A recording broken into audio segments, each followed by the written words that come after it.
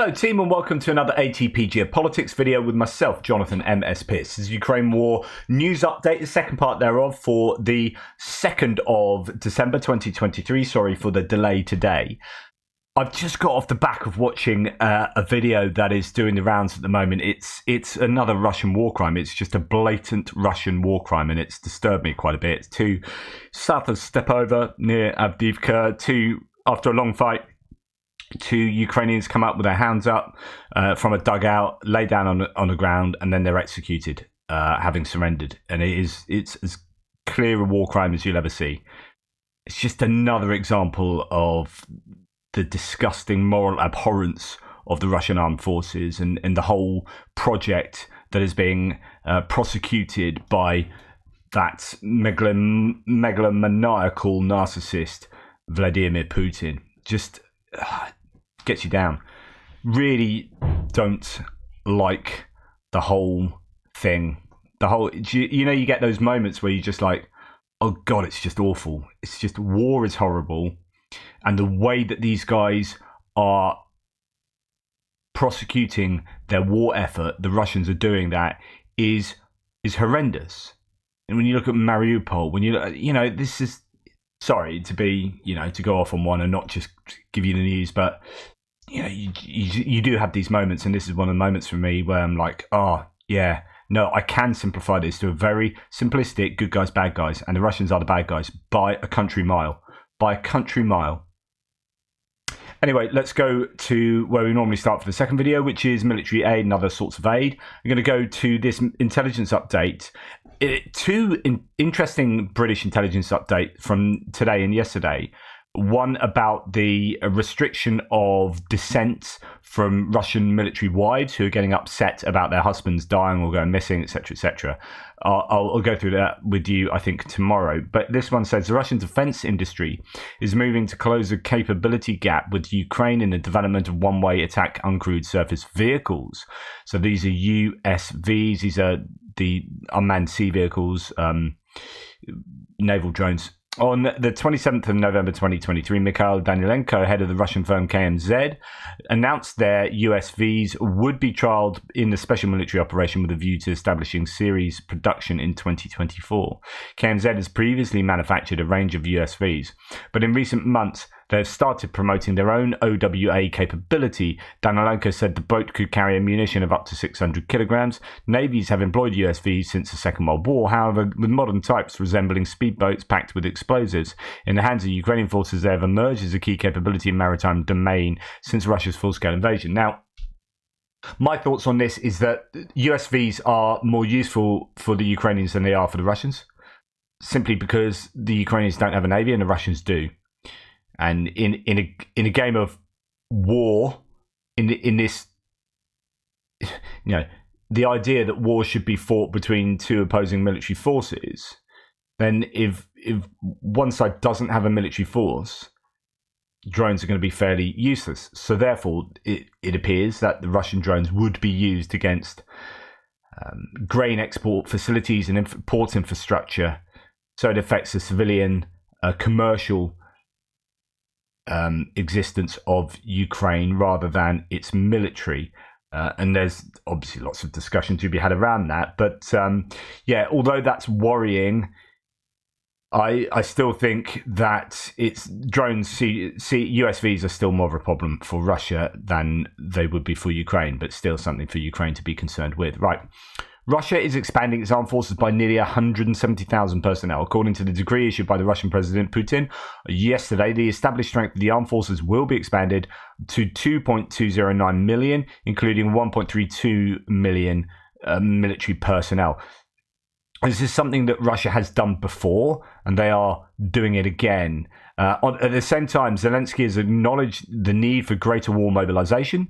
Zelensky yesterday said changes to mobilization are necessary, as he ordered a strategic turn focused on defence following the lacklustre counter-offensive in Ukraine's southern regions. Quote, everything necessary for our state, our brigades. These specific results must be calculated precisely. This includes the issue of mobilisation. In November, the BBC reported official EU data revealing 650,000 Ukrainian men of fighting age had fled Ukraine for Europe. The real figure is thought to be much higher because many refugees are not officially registered. Quote, everyone in Ukraine understands that changes are needed in this area. It's a real challenge. I mean, people, for obvious reasons, are interested in self-preservation. And that will mean that given the spectre of mobilization, a lot of people will run away. And Ukraine have to deal with that. They've lost a lot of the population. Greg Terry from the Greg Terry Experience, with whom I co-streamed the other night, said his contacts had told him that actually the population of Ukraine has dwindled to 28 million, from 40 million to 28 million, or 44 million or to 28 million. I mean, if that is true, that is insane. And that will be, even it's only halfway there, that is still insane. And that's a lot of people leaving Ukraine. Now, most of those people leaving will be women with families and children. At the beginning of the war, that the stream of refugees is fairly obvious. But there will have also been a number of fighting age men that will have gone to escape mobilization. So how does Ukraine deal with that? How do they deal with the fact that most people who want to volunteer for the front line will have done so already? And so you're left with a population who broadly is, of course, they're all for the war in terms of they're very much behind the Ukrainian project to defend themselves. But they would rather they wouldn't have to be fighting on the front line themselves. So how does Ukraine deal with that? So going back to both of these, we'll go back to the Russian one first, and then we'll go to the Ukrainian again. This is what The Guardian has to say in their daily report. We reported earlier that Putin has ordered the country's military to increase its number of troops by 170,000 as Moscow's invasion continues into the 22nd month. The Associated Press says it brings the overall number of troops, as mentioned, to 2.2 million. It is a second such expansion of the army since 2018. The previous boost by 137,000, which Putin ordered in August 2022, put the military's number at about 2 million personnel and about 1.15 million troops. Russia's defense ministry said the order did not imply any significant expansion of conscription, saying in a statement that the increase would happen gradually by recruiting more volunteers. The ministry cited what it called the special military operation in Ukraine and the expansion of NATO as the reasons for the increase. Of course it is.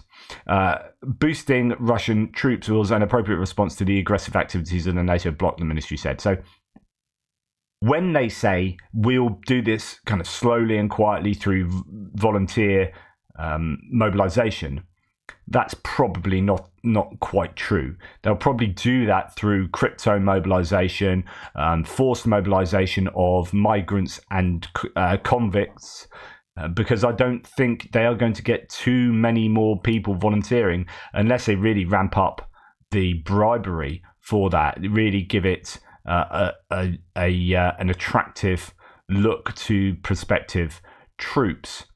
Now, changes are needed in Ukraine's mobilization system. Yep, as we have heard. Questions of corruption in the military, particularly in procurement and recruiting, have periodically seized public attention as Ukraine tries to press on with the counter-offensive that so far produced only incremental gains. This has been in discussion for a long time. In his nightly video address, Zelensky said a meeting of the military command had discussed scenarios to produce concrete results for 2024 in conditions of war. Quote, in particular, this concerns the use of mobilization. Everyone in Ukraine understands that changes are needed in this domain. This is not simply a question of numbers of who can be mobilized. It's a question of a time frame for each person who is now in the military, for demobilization, and for those who will join the military. And it's about conditions. Really important here, because there have been a number of people in the armed forces of Ukraine complaining that they kind of signed up at the beginning of the war and then haven't really been demobilized or allowed time off, or it's like, yeah, I volunteered and I'm not sure what my contract says and I appear to still be fighting, and this is like 2 years later. So how does demobilization work as much as how does mobilization work? And of course, if you're trying to get volunteers to mobilize, but you can't promise them a concrete length of time they're going to serve, or can't promise them decent conditions, then you're less likely to get people volunteering. So you need to sort all of these issues out to get those mobilization numbers up. So Those comments, of course, coincided with the Russian comments, and it continues by saying debate on altering procedures in Ukraine focuses on the extent of mobilization, with commanders wanting to draw in younger and more skilled recruits. Serhiy Leshchenko, a presidential advisor speaking on national TV, called for troop rotations to ensure sufficient numbers at the front. He said many Ukrainian brigades were dominated by soldiers already in their 50s. Zelensky has long highlighted corrupt practices associated with recruiting officers, including widespread bribe taking to secure medical exemptions from service. I talked about different ideas around attracting people or sorting out mobilization. I talked about what Jay McGlynn said about being able to pay money to be able to not be conscripted or mobilized. And of course, there are issues with that because you create, as many of you quite rightfully said, you create a kind of elitism, a two-tier society where if you can afford not to fight, then you can pay not to. And that's kind of unfair. So the poorest in society effectively get kind of punished with risking their lives more. And that is a really, really, one of the main arguments against such an approach. There's also something to be said. I talked about how elites don't generally have their kids on the front lines in both sides, and that smacks of corruption or smacks of corruption, little backhanders so that your kid doesn't get mobilized. But actually someone pointed out quite an important thing, and that is that if you had the son of a prominent politician fighting on the front line or a prominent oligarch or something, and they were captured, this then becomes a massive bargaining chip. And actually, they end up being something more of a liability, more than, your average Sergei or whatever. Yeah, and actually, there's something interesting to take into account there. I hadn't considered that before, but as ever, with everything in the world, there are arguments for and against, right? Okay, so continue with sort of general military aid stuff. Over 70 Ukrainian soldiers have completed training on a Patriot air defense system in Germany. It will be the third Patriot system sent to Ukraine and will possibly be placed in either the city of Dnipro or Lviv. Interesting. I mean, I would argue Dnipro would be better than Lviv. I know Lviv is a major city now, and it is safely tucked away in the west, but it isn't that safe, and it still does get targeted routinely by Shahed drones, of all things, that are able to cross the entire width of the country very slowly, get through, and then plonk themselves down on buildings in Lviv. So there is a need, because so much crucial infrastructure has been moved, like commercial, economic infrastructure has been moved to Lviv because it's safer. And so protecting that with a Patriot would be fantastic, but I would put Dnipro nearer the front line, gets absolutely hammered, will have many targets within the range of a potential Patriot there, many military targets that the Ukrainians would want to keep safe, like other bits of equipment, other bits of air defense equipment as well, and depots and whatnot. I just think that Dnipro would allow Ukraine to protect a lot more that concerns the military defense, but also could be used kind of offensively as well, potentially. So good news. They've got ones, I mean, I lose count now. They should have 5 coming from Raytheon that they're buying. They've had another one promised by Germany, and they already have 1 from Germany, 1 from the US.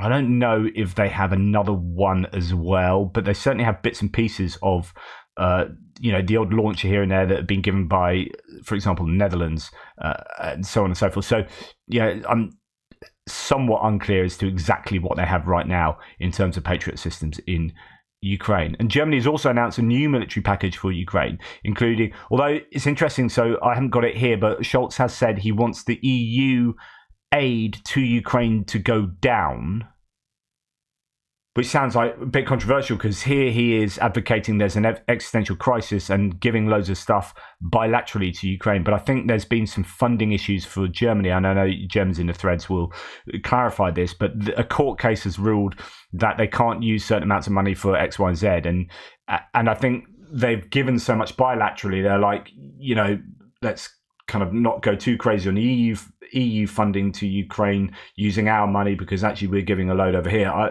don't know. I'll have to look into that in more detail. But here they have, and I do get confused with these German announcements, because you're not sure whether it's delivered, pledged, something's previously been promised but now has been packed up into crates and sent over, or so on and so forth. But anyway, 4 8x8 HX81 tractors and semi-trailers, 3 vehicles, trucks, minibuses, all-terrain vehicles, 2 cars for the border service, 5 drone detection systems, mobile antenna, mast system, 3,840 artillery ammunition, 25 laser rangefinders, and 15 HLR 338 sniper rifles, and 60,000 cartridges for them. So nice little package there to add to what they've already given. And then this is massively significant, and it's all part of the project to get Ukraine to have a viable, sustainable indigenous defense manufacturing industrial capacity. So the German arms manufacturer Rheinmetall wants to start production of armoured vehicles in Ukraine next year, 2024, said the head of the company, Armin Pepperger. He said that he expects an agreement with Ukraine on the production of Fuchs armoured personnel carriers and Lynx infantry fighting vehicles at the beginning of the year. And after that start of production of the Fuchs, and after that, start production of Fuchs within 6 to 7 months and Lynx within 12 to 13 months. Yeah, you get the idea. So Tim White puts those figures in a slightly different way here, saying that basically Rheinmetall hopes to open a Ukraine factory early in 2024. Armoured vehicles will take another 6 to 7 months to be made. They will make Lynx. These are export variants of their infantry fighting vehicle. It is there, and it's, I guess, pretty decent. It's fairly recent, 2015 design, used by Hungary. But yeah, it is an export. I'm sure they must export it to other places as well. 65 to 70 kilometers per hour, and you can put obviously different weapons on top of it, so on and so forth. And then you've got the Fuchs here, which is, I think, a fairly well-respected APC. Now, there is talk about them developing a turret specifically for Ukraine to go on the top of that. And we'll have a look at that in a second. So here we go. After the contract is signed, we want to have finished the first Fuchs within 6 to 7 months and the first Lynx within 12 to 13 months.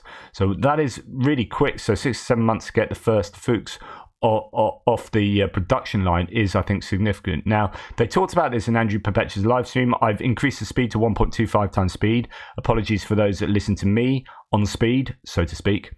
But this, they speak fairly slowly, so that's why I've done that. But anyway, this is what these two have to say. So I think it's CJ, his guest, who seems to have an expertise and an incredibly encyclopedic knowledge of these things. But anyway, over to them. If you have anything happy to say. Yes, I do. Okay. Papa Popperger has not disappointed us. He has made a new announcement.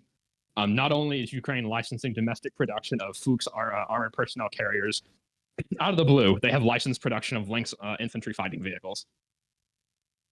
Well, that's pretty cool. Yeah, so they aim to have the contract signed with the Ukrainian government early next year. They plan to put the Fuchs plant into operation in, within 6 to 7 months of contract signing, and then to have the Lynx plant online within 12 to 13 months of contract signing. So Lynx would presumably be coming online early 2025, Fuchs towards the end of 2024. That's cool. Is there a version? They might need to, one possible issue is Lynx, as its ship standard, has an Israeli ATGM system. They may have to redesign part of the turret to get a non-Israeli ATGM system and maybe remove some controlled stuff from a couple other countries. But yeah, it's excellent. Is there a version of the Fuchs that has like a turret? Yes, it's being created specifically for Ukraine. That's cool. Yeah, so there's this thing called, I think, the Fuchs Evo, Evolution. And it's basically entirely it's a modernization of the original design. And Ukraine is specifically looking at one that has a modernized turret from the Martyr 2, so 20 millimeter autocannon, 25 millimeter, I can't remember which, or not Martyr 2, Martyr. That's interesting. I would have guessed they would use one of their own turrets, but whatever. Yeah, I mean, I would have thought that. I mean, the BTR-4 turret on the GRA module or whatever it's called is very good, but yeah. They have a few. They have a few good turrets. I can't remember the names of any of them, but they are. I know it's it's something that Ukraine can actually produce. I don't know, they can't produce a lot of them. They can produce some really good ones, actually. They're really quality. I think for the Fuchs order, the Ukrainians were reportedly looking at a 4 to 5 digit order. So they were looking at ordering somewhere in the ballpark of at least 1,000 up to 10,000, probably, APCs. And then I would imagine, if money is no object, they'd probably want to order like 2,000-3,000 plus Lynxes, just, back of the envelope math. Yeah, that would be nice. Although, take forever to get them. What were they ordering? Like 1,000 of the CB90s or whatever? Yeah, with Slovakia. I mean, they're trying to allegedly, per Papa Papager, they're trying to facilitize the Fuchs plant to have an annual capacity of 400 vehicles per year, which is pretty solid. Yeah, it's not bad.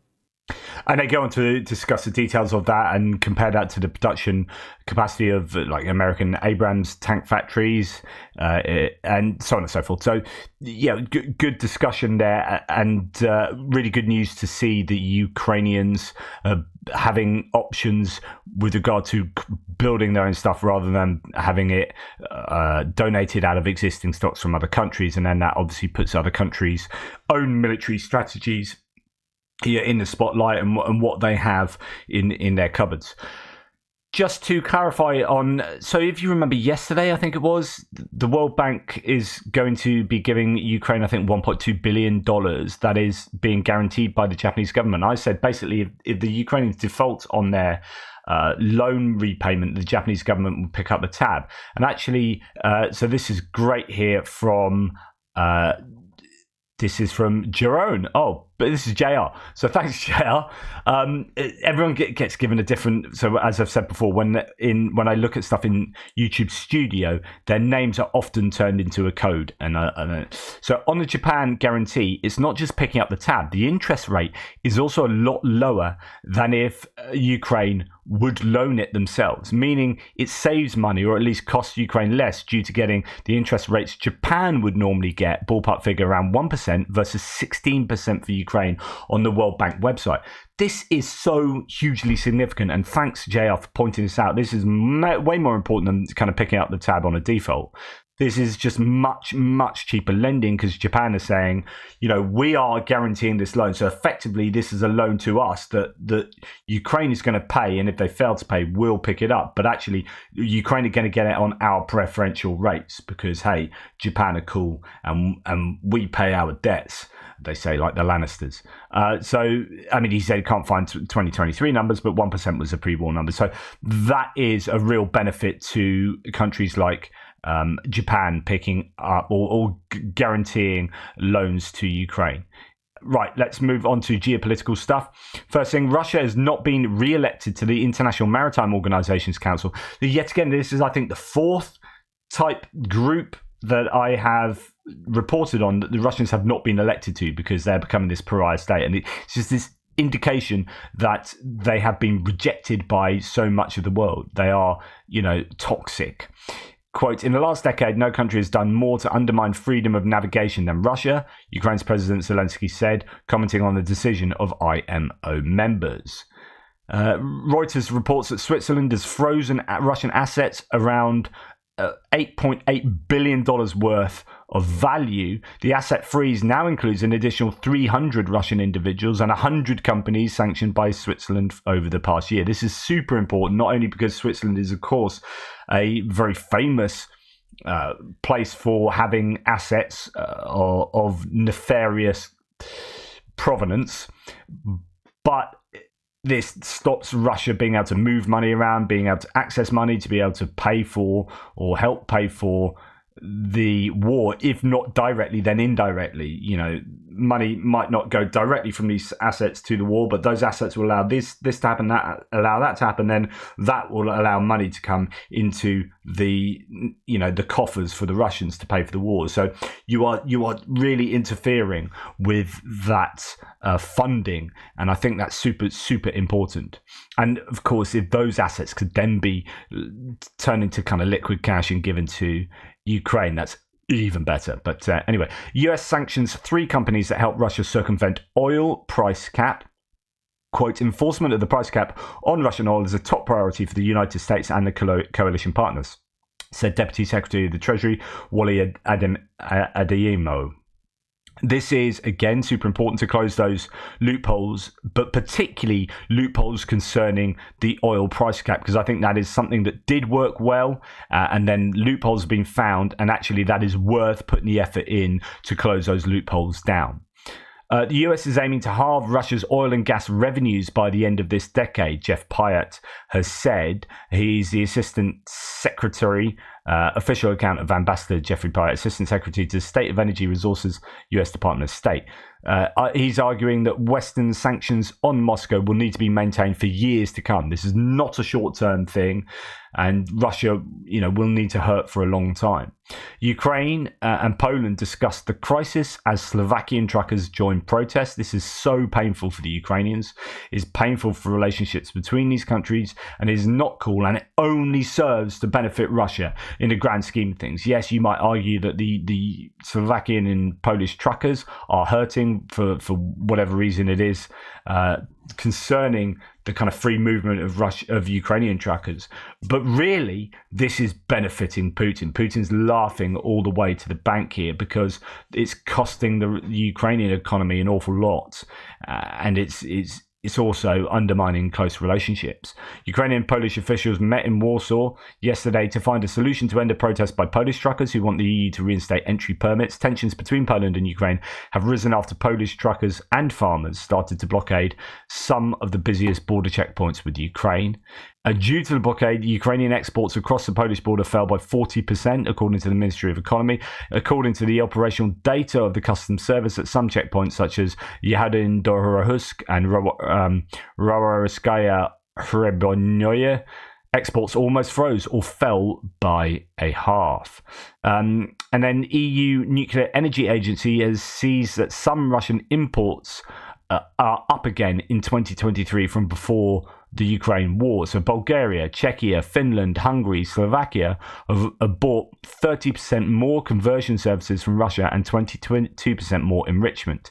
This is one of the things where Russia is still able to operate without sanctions because of the very sensitive nature of the nuclear industry. So if they've gone and built and are servicing a nuclear power plant in, say, Hungary, and the wars come along and Russia are sanctioned left, right and centre, if they were to be sanctioned with regard to providing nuclear services to Hungary, and no one else really knows how to operate those nuclear power plants because it's Rosatom that have built it and know how to work it, then that creates an incredibly dangerous situation that could stretch far beyond the borders of Hungary. And so the EU kind of rightfully has said, yeah, we're not going to sanction Rosatom and the Russian energy market, the Russian nuclear energy market. But of course, that's not ideal. So the EU and UK as a partner have been trying to get together to create an alternative to Rosatom for servicing these power stations and whatnot, but I don't know that that's come to fruition particularly yet.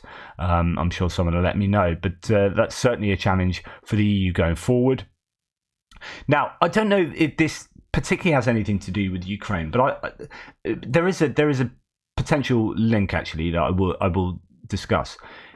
We know that Milei, the Argentinian anarcho-capitalist far-right populist leader, has taken control of, or has been elected into leadership in Argentina, right?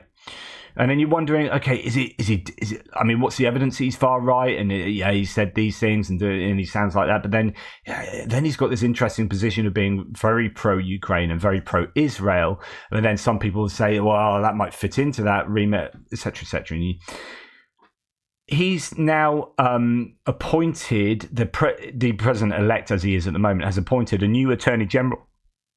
And the attorney general is a chap called Rodolfo Barra. And he literally is a neo-Nazi that has been identified as sometime back giving the salute there. And it seems fairly safe to say he has, or at least had, neo-Nazi tendencies, and by tendencies I mean was one. Now, where this links to Ukraine, what you don't want is is a nation like Argentina moving so far to the right, or having at least, I'm not saying the people necessarily, but having very key individuals in government being clearly identified as being kind of fascistic, and then Russia coming along and saying, oh, you're getting support from them. Oh, look, you really are neo-Nazis in Ukraine because look at your support in these other countries around. And it kind of doesn't really help in that PR exercise where they're trying to say to Russia, no, we are not Nazis. No, that is just a Russian talking point, and it is a complete myth. And of course, stuff like this probably won't help going forward. Anyway, let me know what you think of all the things I've talked about today. Thank you so much for supporting. Please like, subscribe, and share. Take care. Toodle pip. Speak soon.